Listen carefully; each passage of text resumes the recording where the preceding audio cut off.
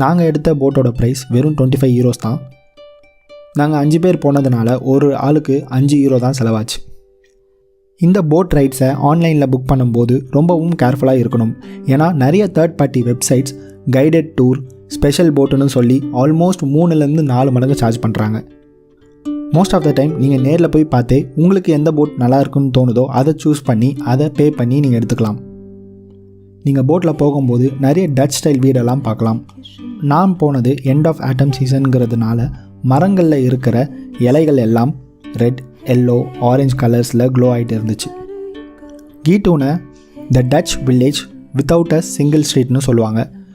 இந்த மற்ற வில்லேஜ்லேயும் ரோடே கிடையாது. ஸோ லோக்கல் கம்யூட்டுக்கு ஃபுல்லாகவே இவங்க போட்ஸை மட்டும்தான் பயன்படுத்துகிறாங்க.